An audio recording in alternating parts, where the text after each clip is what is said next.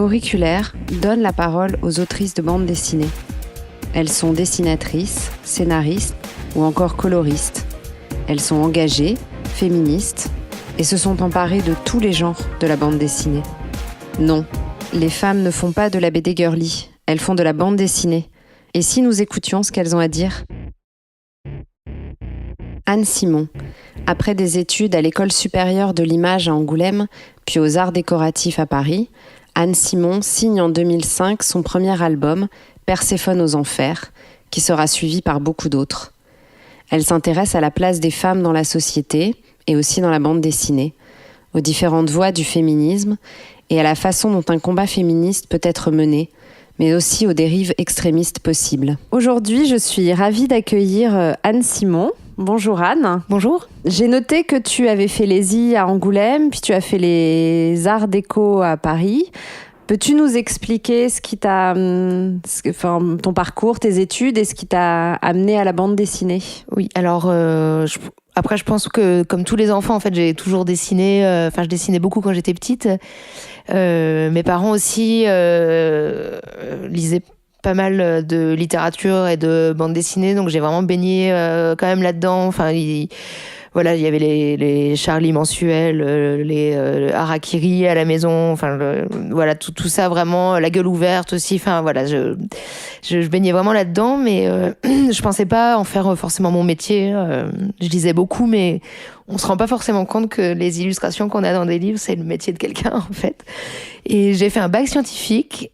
Et finalement j'ai décidé de tout arrêter parce que ça me convenait pas du tout et je suis rentrée aux Beaux-Arts, mais je dis les Beaux-Arts d'Angoulême, oui, c'est l'école supérieure de l'image, mais bon, c'est quand même l'équivalent de Beaux-Arts, parce qu'en première année on fait de la photo, de la vidéo, c'est assez généraliste. Voilà, on croit souvent que cette école, comme c'est Angoulême qui est la ville de la BD, c'est uniquement BD, mais la richesse, je pense, de l'enseignement, c'est aussi que justement on va voir un petit peu plusieurs pratiques de l'art, et moi je pensais pas faire de bande dessinée, et puis en troisième année on passe un diplôme et il faut choisir par contre une spécialité, et je voyais que dans tous mes travaux en fait, que ça soit même des installations ou par exemple des travaux photographiques, il y a toujours de l'image et du texte en fait. La narration était vraiment importante pour moi, et je me suis dit que du coup la bande dessinée était quand même le médium vraiment un bon moyen de raconter des moyen histoires. d'exprimer tout ça, et voilà, donc c'est comme ça que je me suis lancée dans la bande dessinée.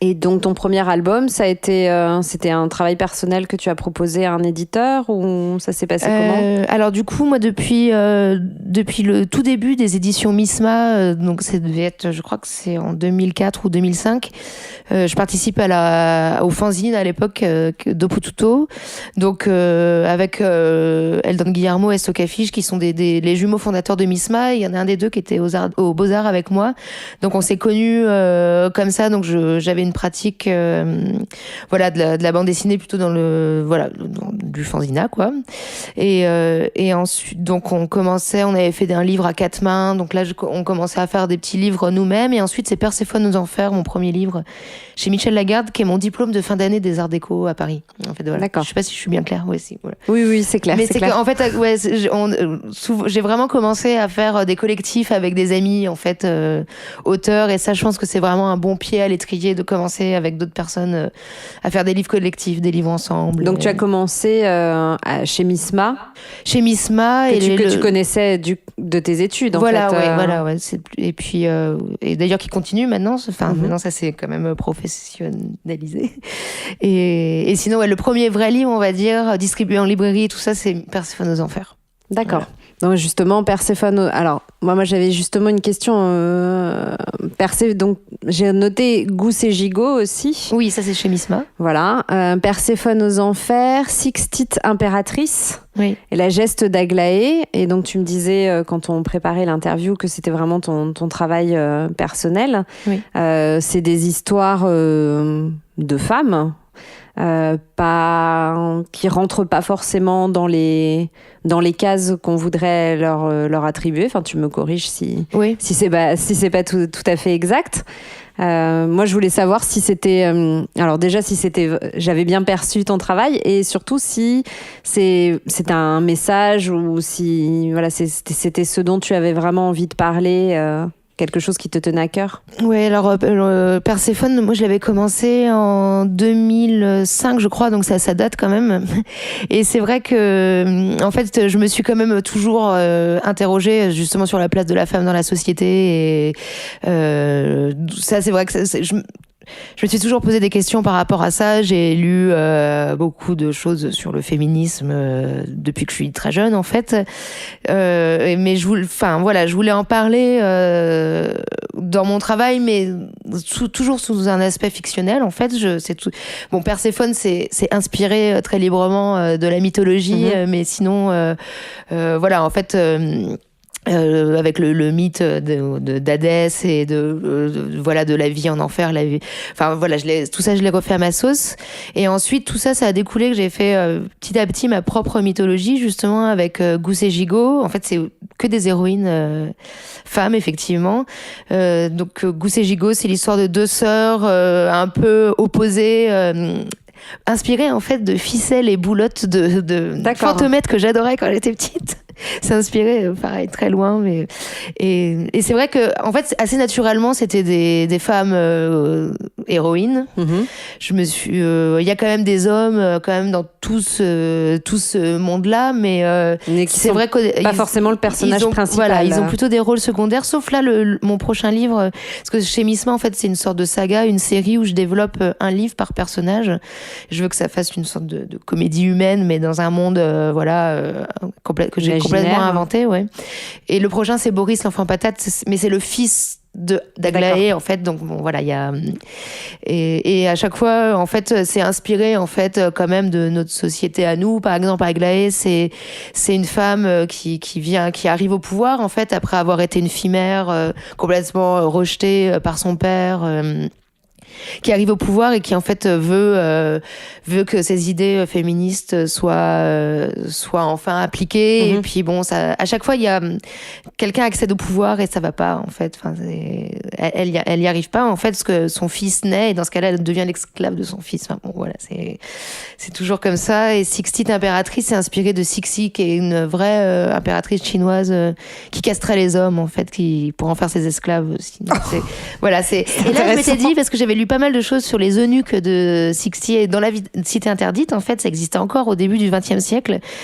Et je m'étais dit, oh nom d'une pipe, je fais beaucoup de livres féministes, mais alors là, j'ai vraiment lu des choses sur la souffrance des hommes, mais horrible, quoi. Voilà, la castration, c'est quand même... Oui, donc je me suis dit, bon, bah, ça, on peut en parler aussi un petit peu. Voilà. D'accord. Mais c'est quand même effectivement relatif... Enfin, c'est des sujets qui te tiennent à cœur et que du coup tu as développé. Oui.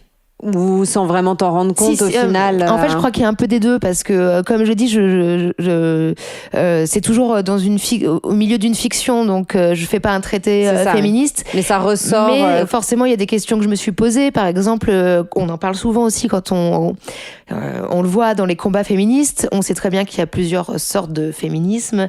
On peut être d'accord avec des actions, par exemple.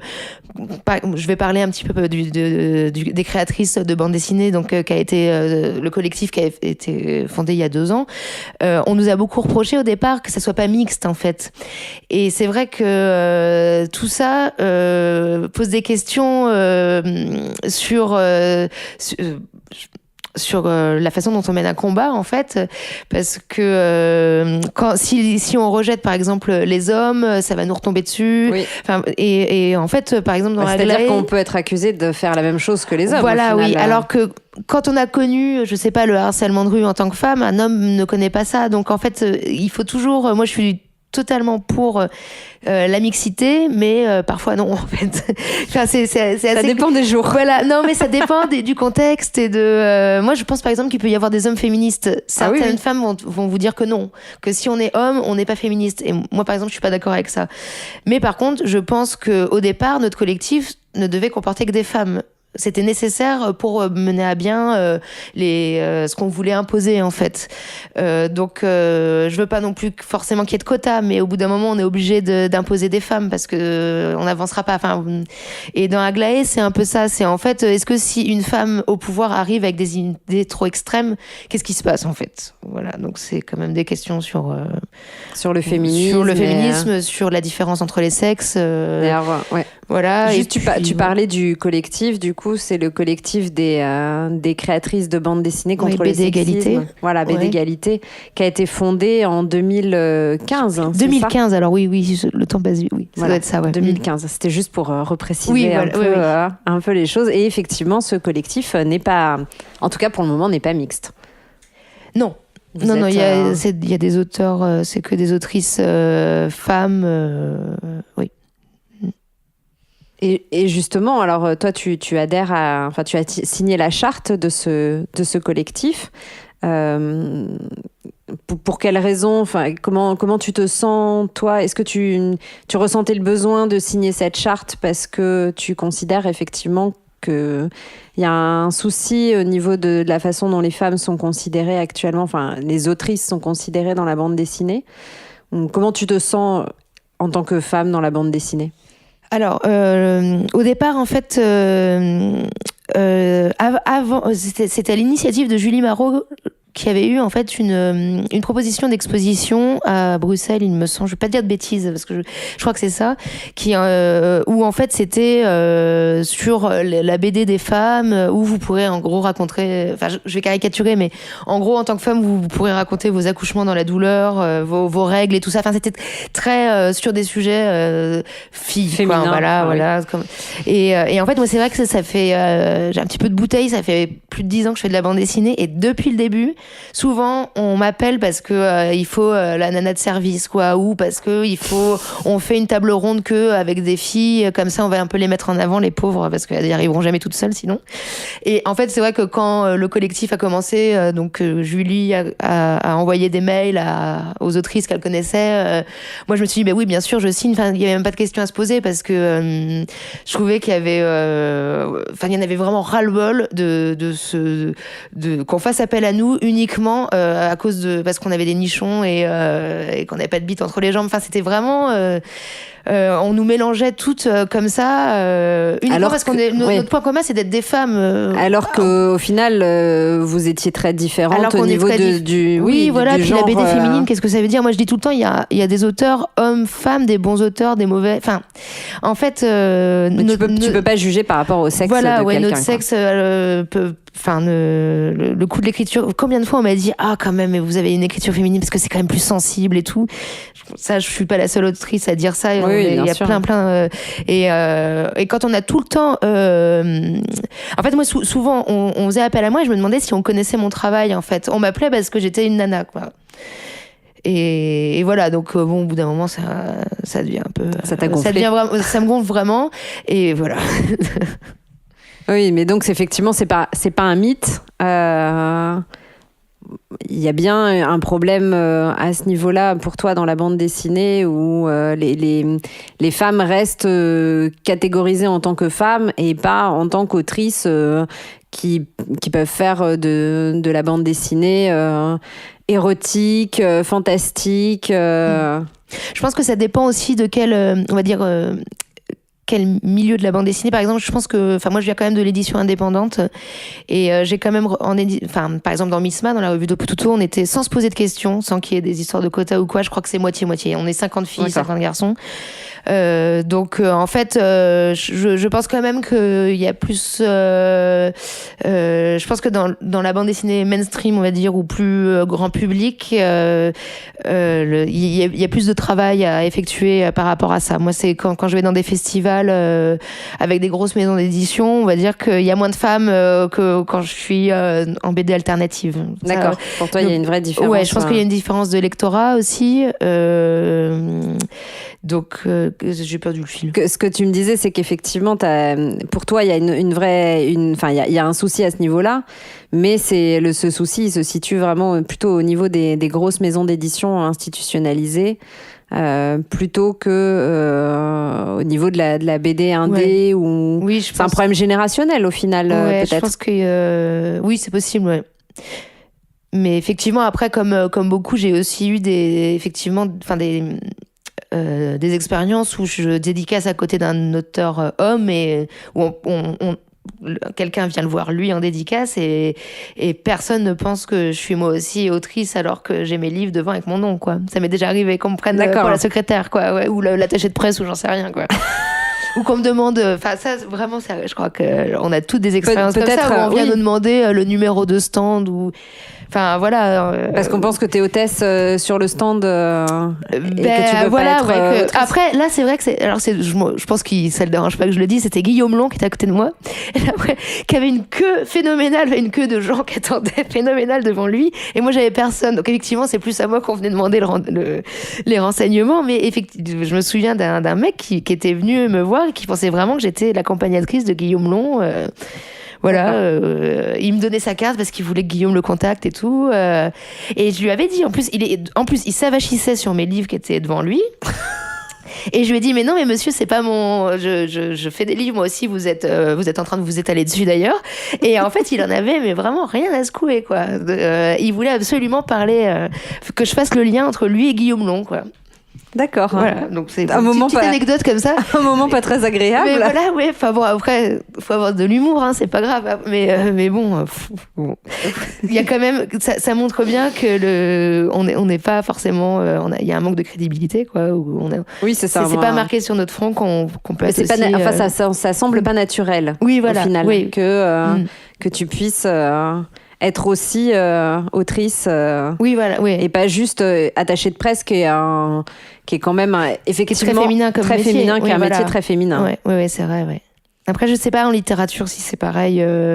Si. Oui, enfin, je pense qu'il y a beaucoup de milieux où c'est comme ça. Non, je veux pas m'avancer, mais effectivement, attaché de presse, c'est quand même un métier qui est plutôt les féminin. Oui, ça c'est sûr. Ouais. Et du coup, la transition, elle est parfaite avec ma question suivante. Si je te dis très féminin, très masculin, on en a déjà un peu parlé. Oui. Que me réponds-tu ? Eh ben effectivement, enfin que ça veut pas dire grand-chose en fait. Mais justement, le collectif avait fait une intervention à Angoulême, là-dessus, où en fait des planches. Je sais pas si d'autres en ont parlé déjà. Je vais la faire courte alors, où voilà des planches d'hommes ou de femmes étaient projetées, et en fait le public. C'était que des planches de femmes d'ailleurs. Hein, et la question était de savoir est-ce que c'est un homme ou une femme qui ouais. Et c'est vrai que quand on voit un cow-boy avec des éperons, on a tendance à penser que c'est un homme. Enfin, dans un style réaliste, on a pensé. Bon, après ça, c'est oui, il y a des. On a quand même des gros clichés dans la tête sur ce qu'un homme ou une femme peut artistiquement faire. Je pense que dans l'art contemporain, on peut voir aussi des œuvres qui sont forcément. On pense que c'est. Enfin, on voit tout de suite que c'est des femmes qui l'ont faites. Parce que, par exemple, dans les années 70, où il y a eu tout un travail sur le corps, où on parlait enfin des règles. Bon, ben là, c'est des travails de femmes.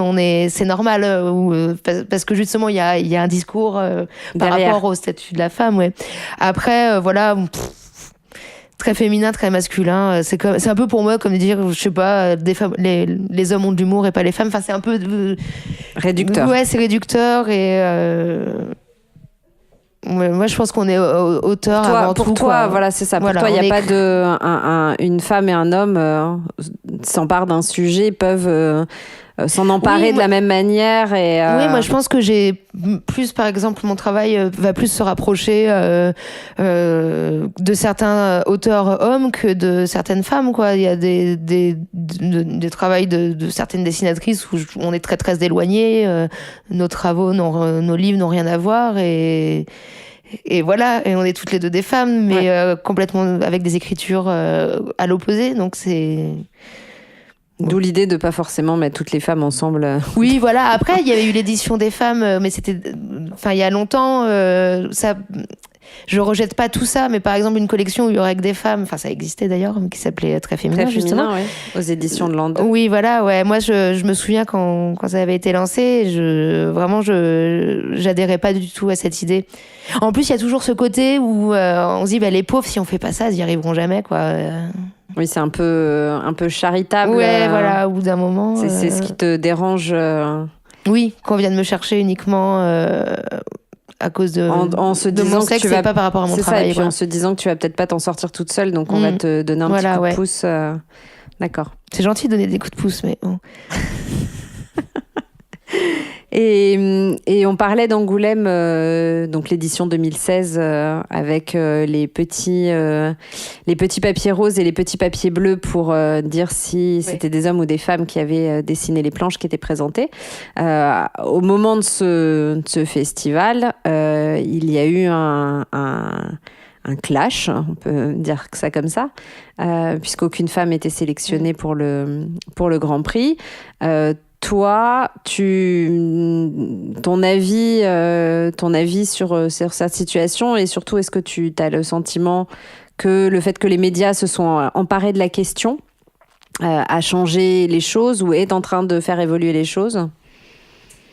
Alors, en fait, je pense que effectivement, ça va faire évoluer tout doucement quand même certaines choses. Après, il y a encore du boulot. Et c'est encore toujours sous prétexte de bonnes intentions où il y a des choses maladroites qui se font.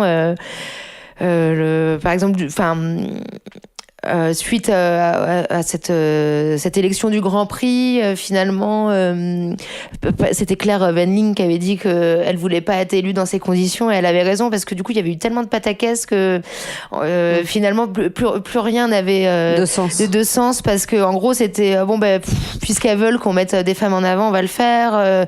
Donc en fait, encore une fois, ça faisait un peu forcé, et quand c'est pas naturel, faut arrêter, quoi. Après, le prix n'a effectivement plus aucune valeur. Voilà, ouais.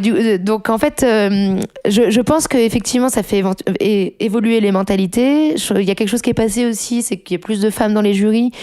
Et ça, je pense vraiment que s'il y a plus de femmes dans les jurys, elles vont pas forcément voter pour des femmes parce qu'elles sont des femmes, mais je pense qu'elles ont... c'est déjà une avancée, en fait. Plus de femmes dans un jury, ça mettra... c'est une mixité qui est importante, en fait, et qui finalement va faire changer... il y a des résultats qui vont être là, je pense, à mon avis. Donc je pense qu'en fait c'était une bonne chose, même si tout d'un coup, effectivement, quand les médias sont embarrés de tout ça, c'était un peu n'importe quoi, en fait.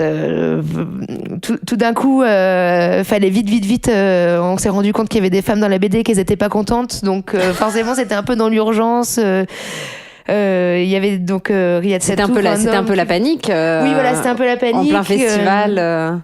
C'est un homme qui a dénoncé le fait que donc en fait finalement on n'était pas content non plus, parce que voilà, c'est un homme qu'on écoute. C'est quand un homme le seul. Enfin, en fait, je sais pas, je pense qu'au final il y a quelque chose de bien qui va découler, qui va en ressortir, ça, ouais. Mais là, encore une fois, il y a pas de femmes dans les 3 finalistes pour le Grand Prix, parce que le festival avait dit que, des choses complètement débiles, comme quoi s'il y avait pas de femmes qui ressortaient, c'est qu'il y en avait pas. Il faut atterrir au bout d'un moment.